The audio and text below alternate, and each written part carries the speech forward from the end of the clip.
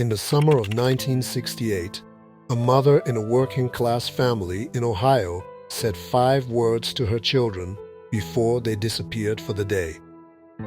Go outside, be back for dinner. No location, no check-in, no emergency number on the counter. The father worked double shifts at the factory.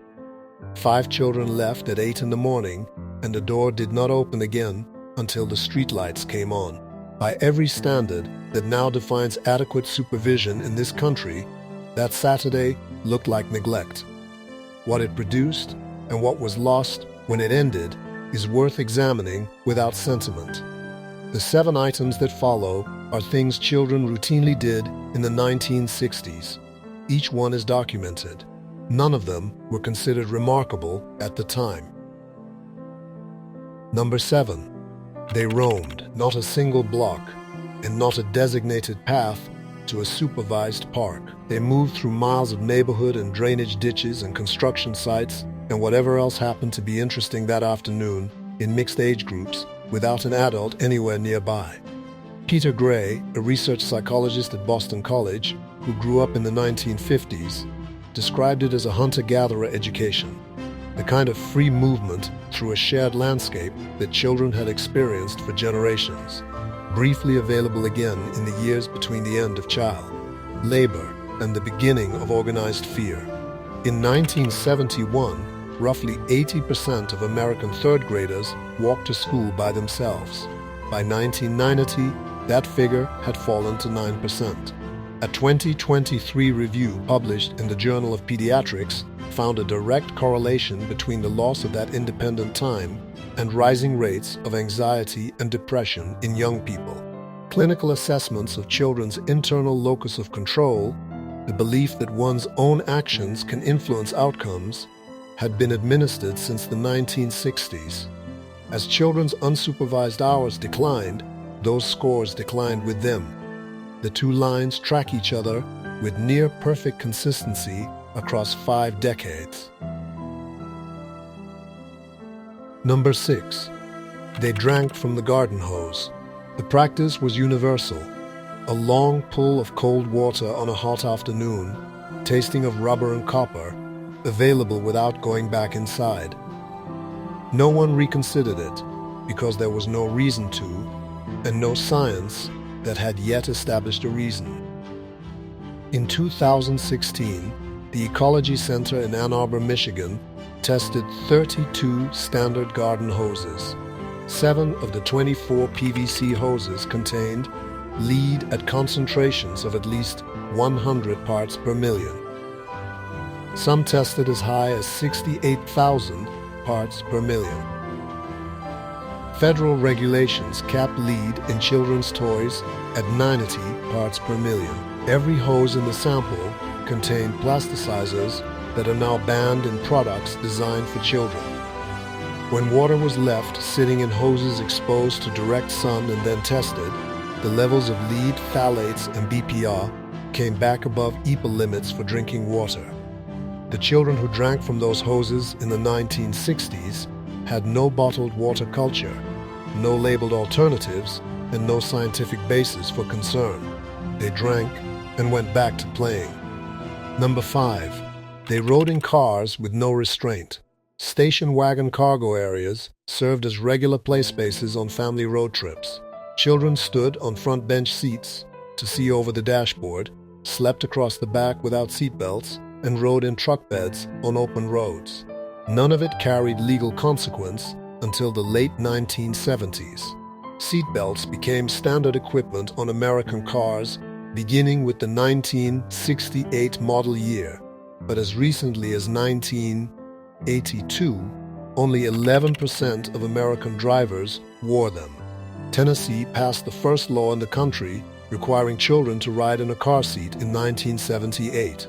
All 50 states had similar laws by 1985, though research at that point found 65% of car seats were being installed incorrectly. The motor vehicle death rate per mile driven in 1959 was 4 to 5 times higher than in recent decades, a gap that closed only as restraint laws and their enforcement gradually took hold.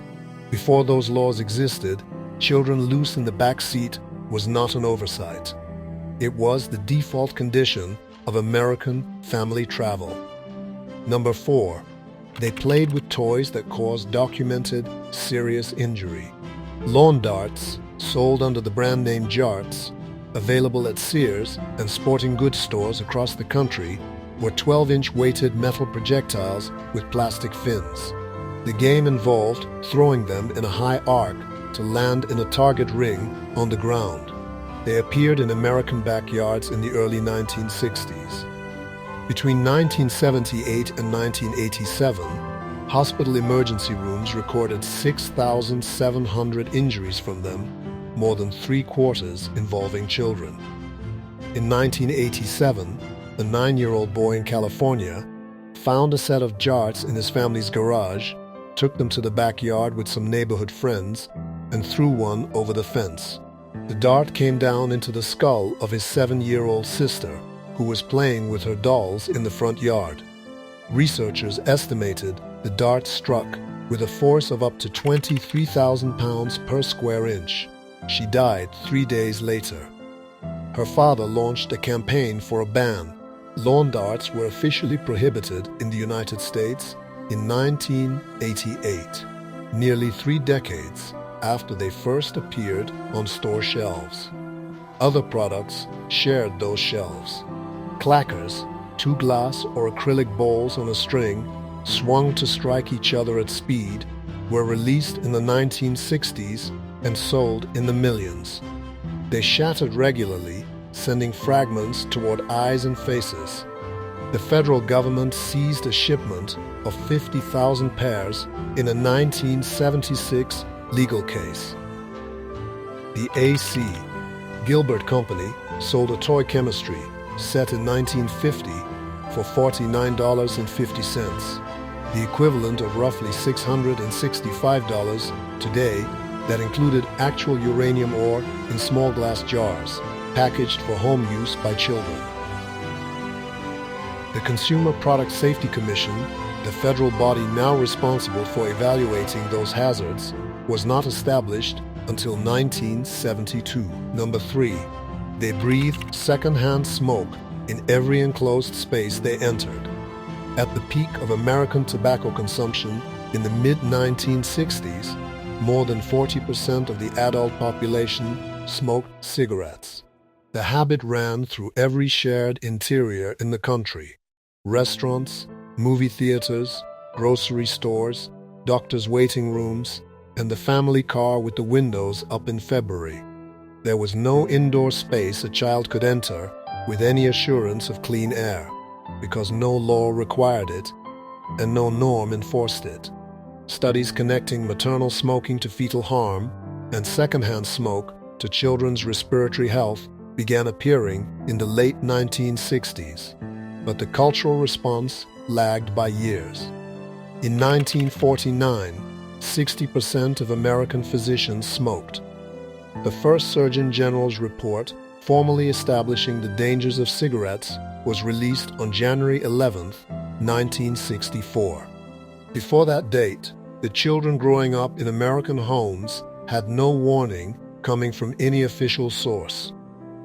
Tobacco companies, aware by the early 1960s that adult initiation rates were declining, directed sustained marketing toward younger consumers. Research has consistently shown that 9 out of 10 long-term smokers had their first cigarette before the age of 18. Candy cigarettes were sold in corner stores and given as holiday gifts. Novelty smoking sets made of sugar were available as children's gifts. It was simply what adults did, and children learned from what they observed.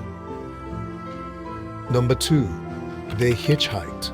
Children and teenagers in the 1960s and early 1970s routinely accepted rides from strangers. Hitchhiking had reached the height of its cultural acceptance during this period, understood as transportation and, among the generation coming of age in the counterculture, as a form of participation in something larger than a bus schedule.